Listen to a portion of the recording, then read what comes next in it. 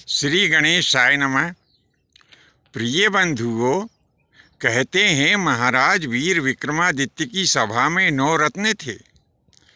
अब ऐसा कहते तो सभी हैं भैया कि उनकी सभा में 9 रत्न थे। इतिहास में भी वर्णन आता है और पुराण में भी वर्णन आता है, पर कहने वाले मात्र कह देते हैं कि 9 रत्न थे। अब उनके क्या नाम थे, कहाँ उनका जन्म हुआ था और वे किस विषय के विशेषज्ञ थे, यह कोई नहीं बताता है। तो आज हम इसी विषय के ऊपर चर्चा करने जा रहे हैं। इनमें सबसे पहला नाम जो आता है वो धन्वंतरी जी का आता है। दूसरे क्रम पर छपणक जी हैं, तीसरे क्रम पर अमर सिंह जी हैं और चौथे क्रम पर शंकु जी का नाम आता है। 5वें क्रम पर घटखरपर और 6ठे क्रम पर कालिदास जी का नाम है। 7वें क्रम पर बैताल भट्ट, 8वें क्रम पर बरुरुचि और 9वें क्रम पर आचार्य वाराही मिहिर का नाम आता है। तो चलिए अब हम जानते हैं कि ये 9 रत्न जो थे इनका जन्म कहाँ हुआ था और ये किस विषय के विद्वान थे। आज हम इसी विषय के ऊपर चर्चा कर रहे हैं।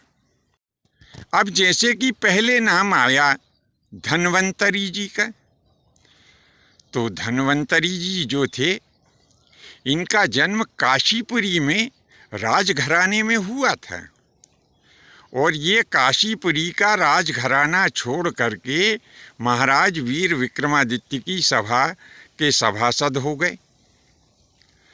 इन्हें चिकित्सा क्षेत्र का अच्छा ज्ञान था। यह एक बहुत बड़े वैद्य और औषधि निर्माता थे। अब हम दूसरे क्रम पर चर्चा करेंगे छपणक जी की। तो छपणक जी का जन्म कहाँ हुआ था, इस संबंध में कोई स्पष्ट लेख प्राप्त नहीं होता है, परंतु इतना अवश्य है कि आचार्य छपणक जैन मत के मानने वाले थे और इतने विद्वान थे कि इनसे किसी भी विषय के ऊपर चर्चा की जा सकती थी और ये प्रत्येक विषय का यथोचित उत्तर दे दिया करते थे। अब तीसरा नाम आता है अमर सिंह जी का।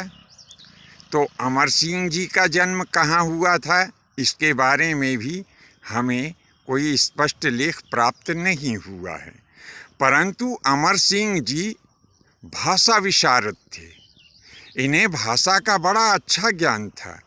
इन्होंने एक बहुत बड़े ग्रंथ अमरकोश की रचना की है और इनके द्वारा रचे गए उस अमरकोश ग्रंथ में जो शब्दकोश दिया गया है वह शब्दकोश विश्व का सबसे बड़ा शब्दकोश है। चौथे क्रम पर हैं शंकु। तो शंकु का जन्म कहाँ हुआ था, इसके बारे में भी स्पष्ट प्रमाण हमें प्राप्त नहीं हुआ है। शंकु एक बहुत बड़े भाषा विशेषज्ञ, चिकित्सक और ज्योतिषी थे, ऐसा ही वर्णन पुराणों में प्राप्त होता है। अब 5वें क्रम पर नाम आता है घटखरपर का। ये घटखरपर जो थे एक महान कवि थे और यमक अलंकार के बहुत बड़े विशेषज्ञ थे।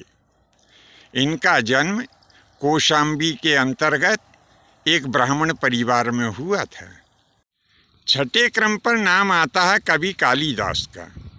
यह एक बहुत बड़े कवि थे। भाषा के ऊपर इनका विशेष अधिकार था और इनका जन्म उज्जैन नगरी में ही हुआ था। 7वें क्रम पर नाम आता है बैताल भट्ट का। बैताल भट्ट महान मंत्रज्ञ थे और शमशान साधना के विशेष आचार्य थे। अब इनका जन्म कहाँ हुआ था, इस संबंध में कुछ विशेष हमें ज्ञात नहीं हो सका है। 8वें क्रम पर नाम आता है वररुचि का।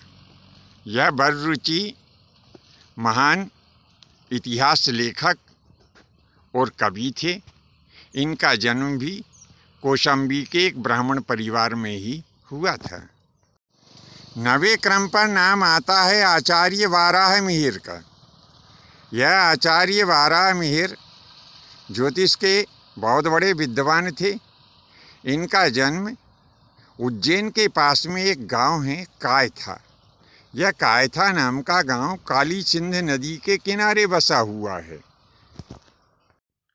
वहीं पर एक ब्राह्मण परिवार में आचार्य वाराहमिहिर का जन्म हुआ था।